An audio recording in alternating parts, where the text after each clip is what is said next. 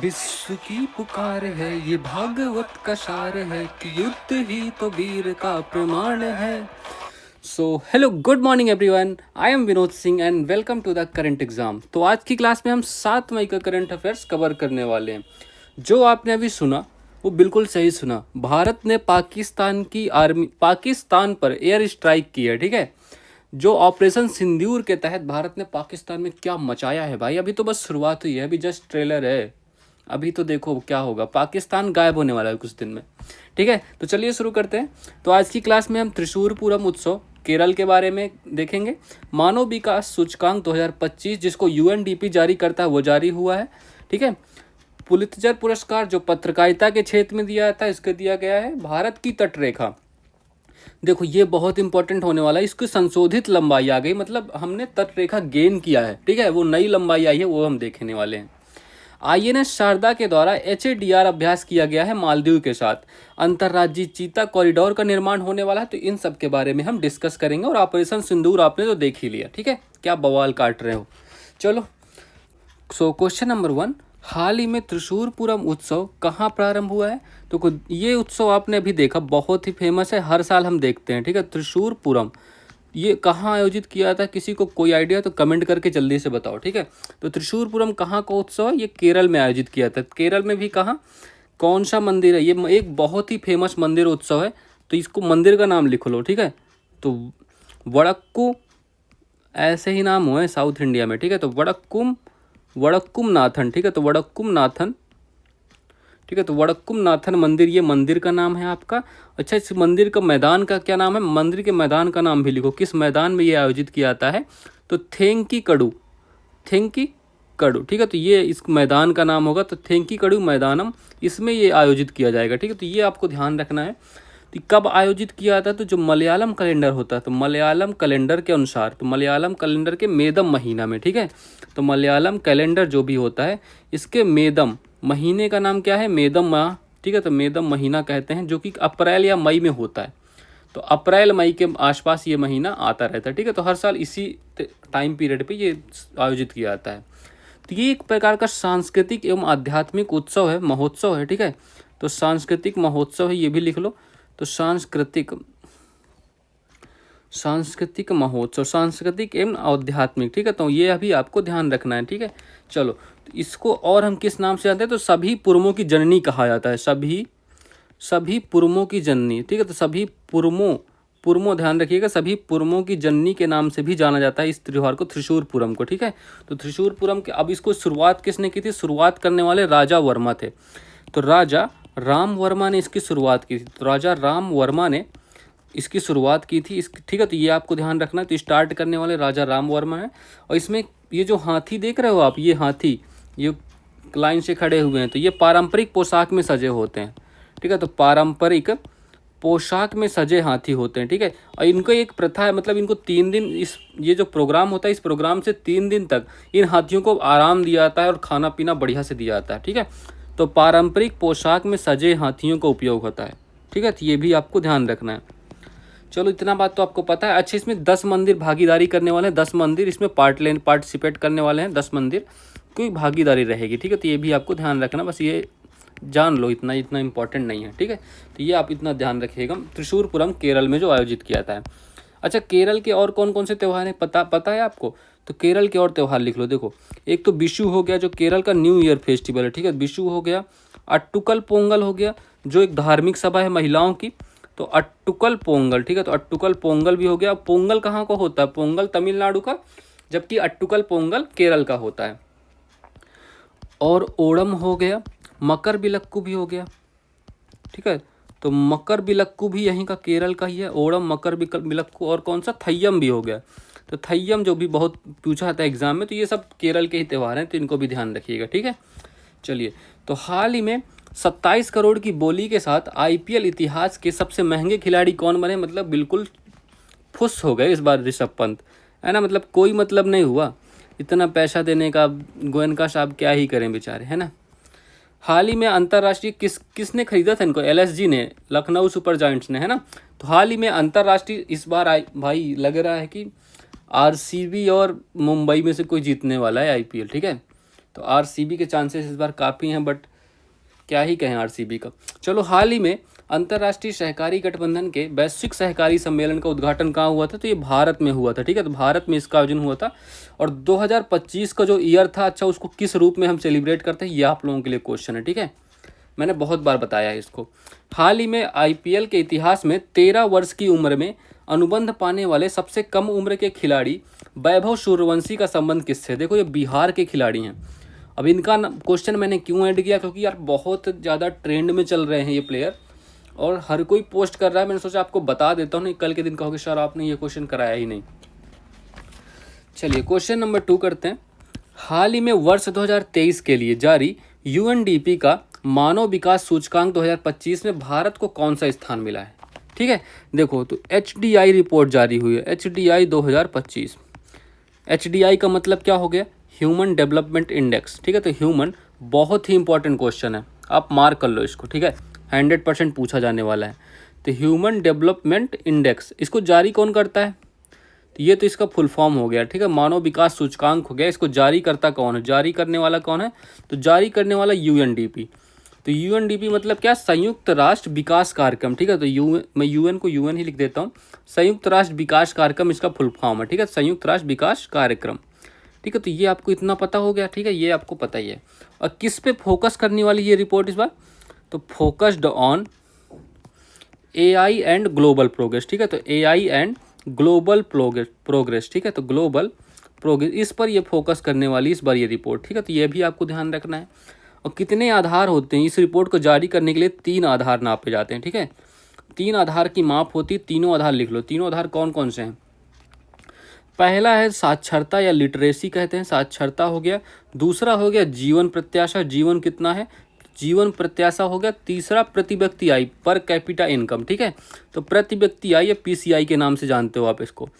तो प्रति व्यक्ति आय, इन तीनों को इसमें मापन होता है, ठीक है। तो 3 आधार भी पूछे जाते हैं एग्जाम में, ये भी आपके लिए इंपॉर्टेंट है बहुत ज़्यादा।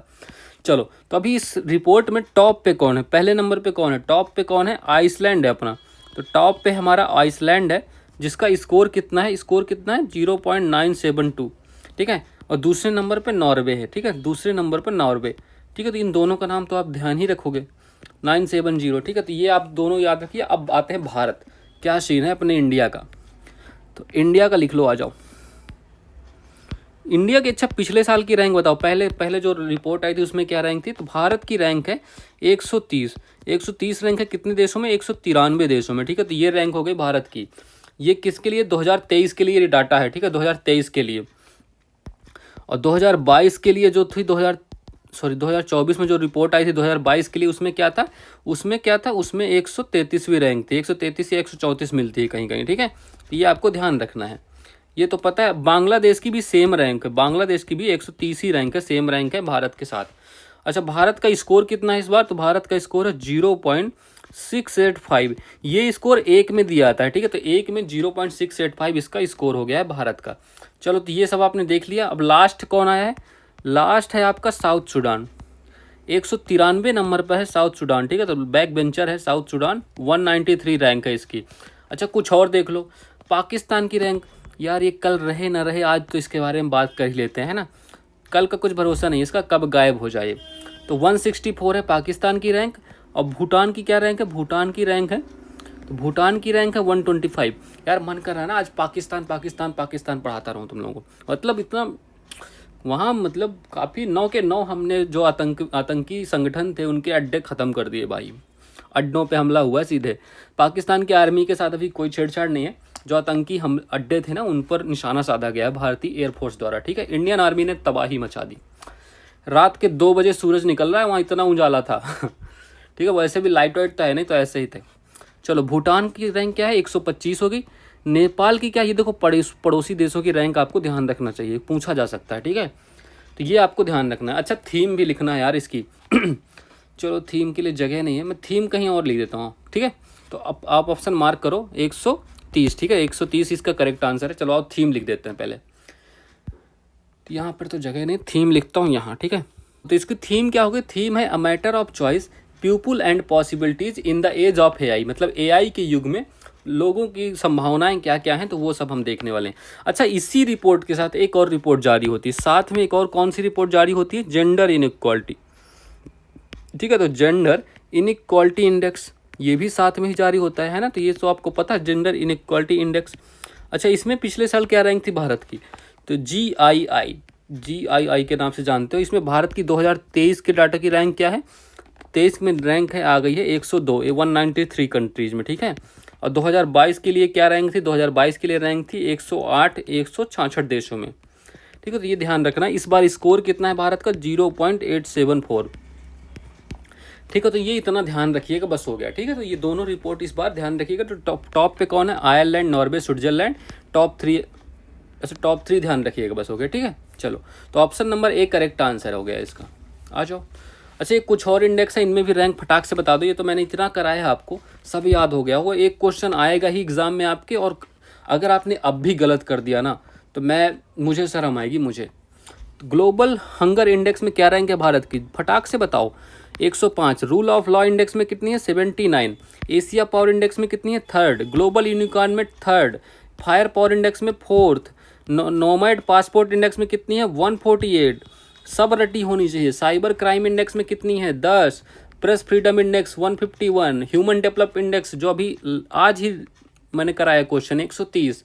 जेंडर इनइक्वालिटी इंडेक्स इसमें भी आज कराया मैंने, 102 हो गई, पहले 108 थी। ये आप अपडेट कर लो अपना डाटा। वर्ल्ड इन्वेस्टमेंट रिपोर्ट में कितनी है, 15वीं। करप्शन परसेप्शन इंडेक्स में 96 है। और इंटरनेट शटडाउन में भारत की 2 हो गई, पहले पे म्यांमार है, ठीक है। तो ये सब आपको पता है। चलिए आ जाइए, क्वेश्चन नंबर 3 करते हैं। हाल ही में ट्रंप की हत्या के प्रयास के व्यापक और त्वरित कवरेज के लिए ब्रेकिंग न्यूज रिपोर्टिंग श्रेणी में किसे पुलित्जर पुरस्कार 2025 मिला है। देखो, तो किस पुरस्कार के बारे में बात करनी, ये भी आपके लिए महत्वपूर्ण क्वेश्चन है आपका। चलो, तो पुलित्जर पुरस्कार, यार बिहार का कोई एग्जाम था, उसमें पूछा गया था ट्रंप को जो गोली लगी थी ना, वो कहाँ लगी थी। ऐसे क्वेश्चन बनते हैं। देखो, एग्जामिनर का कुछ भरोसा नहीं है, क्या बना दे। तो पुलित्जर पुरस्कार 2025 अभी जारी किया गया है। ये पहली बात, किस श्रेणी का कौन देता है, तो कौन देता है, तो USA इसको प्रदान करता है। किस श्रेणी में, पत्रकारिता क्षेत्र में, ठीक है। तो पत्रकारिता के क्षेत्र में इसको प्रदान किया था, तो ये आपको ध्यान रखना है, ठीक है। तो इसकी शुरुआत कब से हुई है, शुरुआत हुई है इसकी 1917 से इसकी शुरुआत हुई है, ठीक है। 1917 से इसकी शुरुआत हुई है और 22 कैटेगरी में दिया गया है। तो 22 कैटेगरी में इसको दिया गया है, तो ये भी ध्यान रखिएगा, ठीक है। तो अभी कौन सी कैटेगरी में दिया गया है, ब्रेकिंग न्यूज़ श्रेणी में। तो लिखो ब्रेकिंग न्यूज। तो ब्रेकिंग न्यूज श्रेणी में अवार्ड मिला है, किसको मिला है, तो ब्रेकिंग न्यूज श्रेणी में अवार्ड मिला है वॉशिंगटन पोस्ट को, ठीक है। तो वॉशिंगटन पोस्ट को ये अवार्ड मिला है। क्यों मिला है भाई, तो वॉशिंगटन पोस्ट को तो ये अवार्ड मिला है, बट क्यों मिला है, क्योंकि इसने कवरेज किया था ट्रंप भाई साहब को जो कहाँ गोली लगी थी, कोई बता सकता है, पेंसिल्वेनिया। ये क्वेश्चन पूछा था, पेंसिल्वेनिया आंसर था, पेंसिल्वानिया भी कर सकते हो, पेंसिल्वेनिया भी है, ठीक है। तो पेंसिल्वानिया में जो इसकी हत्या का प्रयास हुआ था, उसका पूरा कवरेज किया था, ठीक है। तो न्यूज कवरेज करने वाला कौन था, वॉशिंगटन पोस्ट, ठीक है। तो इसके लिए इसको ये अवार्ड मिला है, ठीक है। तो ये आपको ध्यान रखना है, ठीक है। यही अब इसका आंसर है, Washington post is the right answer for Pulitzer पुरस्कार 2025, ठीक है। तो ये देखो, ट्रंप साहब और इलेक्शन क्या जीते, क्या प्रेसिडेंट बने भाई, फिर तो तबाही मचा दी USA में। हाल ही में दुनिया के पहले लकड़ी के उपग्रह लिग्नोसैट का किसने प्रक्षेपित किया था, तो जापान।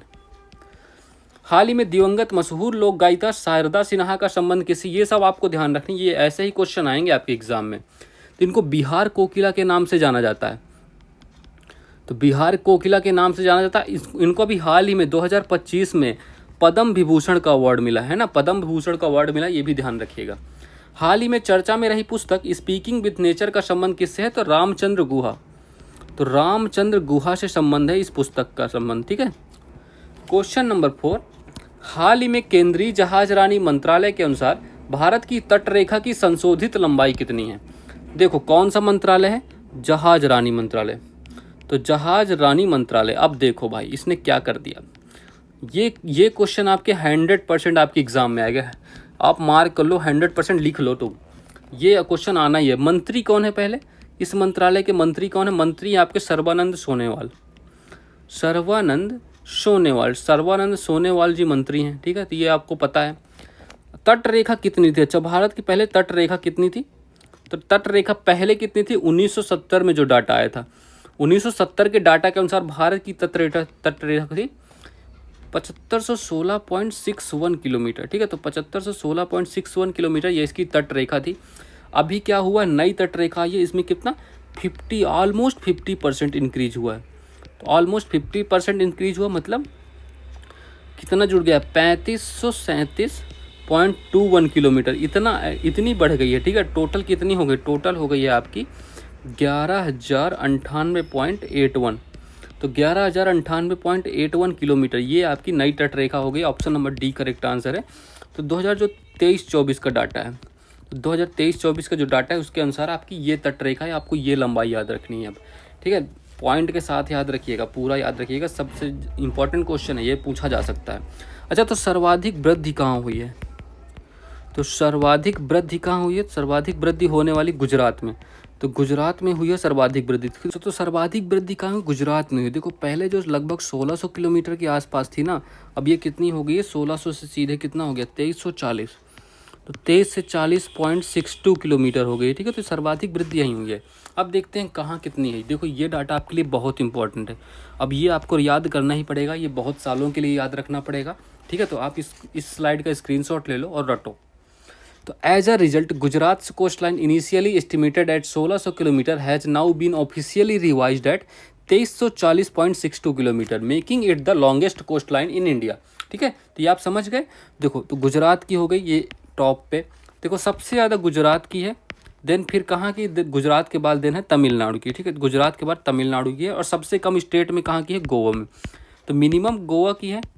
ठीक है, तो मिनिमम देखो गोवा कहाँ है आपका, तो गोवा देखो ये मिनिमम है, स्टेट में मिनिमम है, तो मिनिमम स्टेट में है। बट सबसे कम कहाँ है अगर पूछे, पुडुचेरी की 42 किलोमीटर है जस्ट। ठीक है, तो कर्नाटका की देखो 343.30, केरला 600, तमिलनाडु, आंध्र प्रदेश, ओडिशा, ये सब आपको देखना है। ये कोस्टल एरिया दिखा दिया मैंने, सब कुछ इस स्लाइड में ऐड कर दिया है, ये आपको याद करना है। मैं इसका कोई ट्रिक अभी बता नहीं सकता। ठीक है, कुछ दिन में होगा, बस आपको पहले अभी तो सिर्फ ये डाटा याद कर लो, और गुजरात का याद कर लो। ठीक है, पुडुचेरी का याद कर लो। ठीक है, तो ये याद कर लो बस 11,098.81। ठीक है, तो ये आपको ध्यान रखना है। अभी आ जाइए, दुनिया का पहला high altitude para sports centre कहाँ स्थापित होगा? तो ये लद्दाख में। ठीक है, तो लद्दाख में। हाल ही में चर्चा में रही व्हाई भारत मैटर्स पुस्तक का संबंध किससे है? तो ये देखो इस पुस्तक का संबंध है एस जयशंकर से। ठीक है, तो एस जयशंकर जी से इस पुस्तक का संबंध है। हाल ही में नेपाल ने भारत के माध्यम से किसे पहली बार बिजली निर्यात किया है? तो बांग्लादेश को। ठीक है, तो नेपाल ने बांग्लादेश को बिजली निर्यात किया है। क्वेश्चन नंबर 5, हाल ही में भारतीय नौसेना के INS शारदा ने किसके साथ संयुक्त मानवीय सहायता और आपदा राहत अभ्यास HADR प्रारंभ किया है? तो कौन सा अभ्यास किया गया? HADR। इसका क्या मतलब होता है? तो humanitarian assistance and disaster relief. ठीक है, तो ये इसका फुल फॉर्म हो गया, HADR अभ्यास किया गया है। ठीक है, तो आपको ये पता है मानवीय सहायता एंड आपदा राहत। ठीक है, तो मानवीय सहायता एंड आपदा राहत। ठीक है, तो आपदा राहत अभ्यास है ये। ठीक है, तो ये तो ध्यान रखिएगा। आपदा राहत किसके किसके बीच हुआ है? भारत प्लस मालदीव के बीच। तो भारत प्लस मालदीव के बीच हुआ है ये अभ्यास। ठीक है, तो भारत प्लस मालदीव के बीच ये अभ्यास हुआ है। किसने आयोजित किया है? तो नौसेना या नेवी द्वारा इसको आयोजन हुआ। ठीक है, तो नेवी द्वारा इसका आयोजन हुआ है। कब से कब तक होने वाला है? ये होने वाला है 4 से 10 मई। तो 4 से 10 मई तक इसका आयोजन होगा। ठीक है, तो ये चल रहा है मतलब अभी। और इसमें भारत की तरफ से भाग किसने लिया है? तो INS शारदा। तो अरे यार ये तो इंडिया की तरफ से किसने भाग लिया है? तो इंडिया की तरफ से INS शारदा का नाम याद रखिएगा। ठीक है, तो INS शारदा इसने भाग लेने वाला है। ये आप इमेज में देख सकते हो INS शारदा को। ये कहाँ होने वाला है? ये देखो स्थान का नाम थोड़ा अटपटा है, बट लिखो माफिलाफुशी।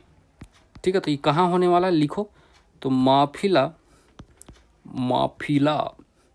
माफिलाफुशी। ठीक है, तो माफिलाफुशी अटोल ये कहाँ है? ये आपका मालदीव में। ठीक है, तो मालदीव में ध्यान रखिएगा, इस जगह पे ही इसका आयोजन होने वाला है, तो ये ध्यान रखिएगा इतना। ठीक है, तो option number C correct answer है, मालदीव के साथ होगा। अच्छा, मालदीव के साथ और कौन कौन से अभ्यास किए हमने? एक तो एक्कुबेरिन हो गया, दूसरा कौन सा हो गया? एकता अभ्यास भी किया है हमने। अच्छा, एक और अभ्यास है दोस्ती। ये किसके किसके बीच होता है? दोस्ती अभ्यास किसके किसके? तो ये India plus Maldives plus Sri Lanka, इन तीनों के बीच होता है दोस्ती अभ्यास, ठीक है। तो ये भी ध्यान रखिएगा साथ में।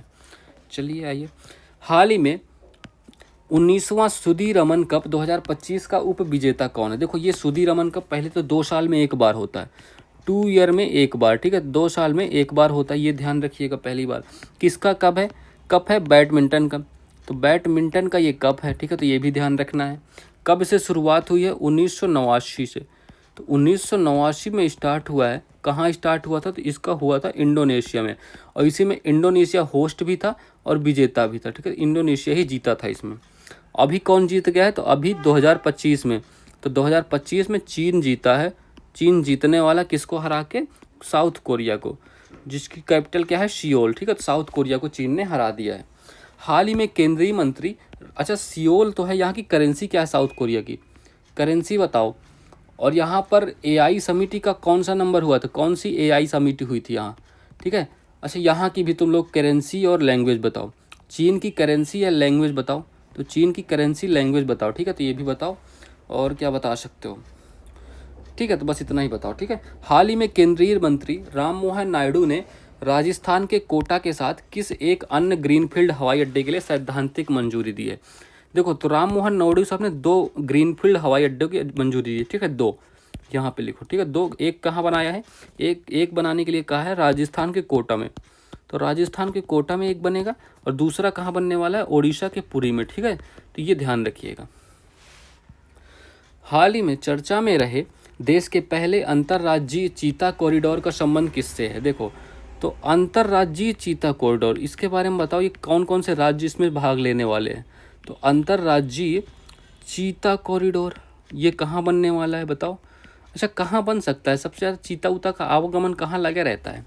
तो देखो ये बनने वाला है, ये पहले बात तो भारत का ये पहला बनने वाला, भारत में, तो भारत का फर्स्ट है, ठीक है। तो भारत का पहला है, तो ये ध्यान रखिएगा पहली बात तो, ठीक है। अब ये कहाँ बनने, देखो तो ये आपका हो गया क्या, ये है आपका राजस्थान, ठीक है, ये राजस्थान है, ये आपका मध्य प्रदेश है, ठीक है। अब इनमें कौन कौन से देखो चीता कॉरिडोर, तो यहाँ पर इन दोनों के मध्य चीता कॉरिडोर बनने वाला है। देखो तो राजस्थान की तरफ से हम क्या लेने वाले हैं, तो राजस्थान से एक मुकंदरा नेशनल पार्क है, तो मुकंदरा नेशनल पार्क राजस्थान की तरफ से। एमपी की तरफ से क्या होने वाला है, एमपी की तरफ से कूनो नेशनल पार्क, तो Kuno national park plus Gandhi Sagar, तो गांधी सागर, ठीक है। तो इन दोनों को ऐड किया गया है यहाँ से मध्य प्रदेश से, ठीक है, गांधी सागर, तो ये ध्यान रखिएगा, ठीक है। तो इनके बीच बनने वाला, तो राजस्थान का कितना इलाका लेंगे हम, टोटल 6500 किलोमीटर, तो 6500 वर्ग किलोमीटर यहाँ राजस्थान से, और एमपी से कितना, एमपी से लेने वाले हैं हम 10,500 वर्ग किलोमीटर, ठीक है। 10,500 वर्ग किलोमीटर टोटल कितना हो गया, टोटल लगभग 17,000, तो 17,000 वर्ग किलोमीटर एरिया में ये बनने वाला, तो ये भी ध्यान रखिएगा, ठीक है। तो इतनी बातें बस ध्यान रखिएगा आप इसके बारे में। तो कौन सा हो गया, राजस्थान और मध्य प्रदेश, ठीक है। तो ऑप्शन नंबर मध्य प्रदेश और राजस्थान, ये पहला ऑप्शन करेक्ट आंसर है, ठीक है। चलो हाल ही में यूके के यॉर्क विश्वविद्यालय, देखो ये ध्यान रखिए, यूके का यॉर्क विश्वविद्यालय है, कहाँ का है, यूके का है ये, ठीक है। तो यूके का यॉर्क विश्वविद्यालय और पश्चिमी ऑस्ट्रेलिया विश्वविद्यालय, और कहाँ का विश्वविद्यालय है, ऑस्ट्रेलिया का विश्वविद्यालय, ठीक है। कहाँ अपने परिसर स्थापित करने के लिए समझौता की, इन दोनों ने परिसर कहाँ, नवी मुंबई में, ठीक है। तो नवी मुंबई ने स्थापित करेंगे, ठीक है। तो नवी मुंबई में स्थापित करने वाले हैं, और ये भारत की पहली, तो भारत की फर्स्ट एडू सिटी है, मतलब एजुकेशन सिटी है, ठीक है। तो भारत की पहले एडू सिटी है, तो ये यहाँ पर स्थापित करने वाले हैं। अभी जो यहाँ के देवेंद्र फडणवीस है ना, तो देवेंद्र फडणवीस, ठीक है, DFB के नाम से आप जानते हो इन्हें, तो इन्होंने बेप्स जो कार्यक्रम हो रहा था उसी में इसकी घोषणा की है, ठीक है। तो बेप्स कार्यक्रम में इसकी घोषणा की है देवेंद्र फडणवीस, ठीक है। हाल ही में 400 इलेक्ट्रिक देवी बसों का उद्घाटन कहाँ हुआ, देवी बसों का, देवी बसों ये क्या है, देवी क्या है, देवी, ऐसा भी क्वेश्चन आ सकता है ना, देवी क्या है, बस है, जहाज है, क्या है आपकी, तो देवी बस है, ठीक है। तो देवी बस का फुल फॉर्म लिखो पहले, तो दिल्ली, आप समझ गए कहाँ होगा, दिल्ली इलेक्ट्रिक, तो दिल्ली इलेक्ट्रिक व्हीकल, तो दिल्ली इलेक्ट्रिक व्हीकल, आई का क्या मतलब होगा, इंटरकनेक्ट, ठीक है। तो इंटरकनेक्ट, तो ये इसका फुल फॉर्म होगा देवी का, आपका देवी का, ठीक है, Delhi electric vehicle interconnect full form है। तो ये कौन करने वाला है, बीजेपी करने वाली है दिल्ली में, ठीक है। तो बीजेपी, तो बीजेपी पार्टी ये करने वाली है। अच्छा आपने क्या किया था, जब आपकी सरकार थी यहाँ, तो आपने मोहल्ला बस चलाई थी, ठीक है। तो मोहल्ला बस चलाई थी, अब बीजेपी ने देवी बसें चलाई हैं, ठीक है। तो अब बीजेपी गवर्नमेंट बनेगी, कौन बना सीएम? रेखा गुप्ता है ना, पता है ना, दिल्ली की CM Rekha Gupta BJP party से। ये सब आप ध्यान रखिएगा, ठीक है। तो चलिए, so that's all for this class. Please like करना यार, शेयर करना और सब्सक्राइब करना, ठीक है। चलो, so have a good day and thank you.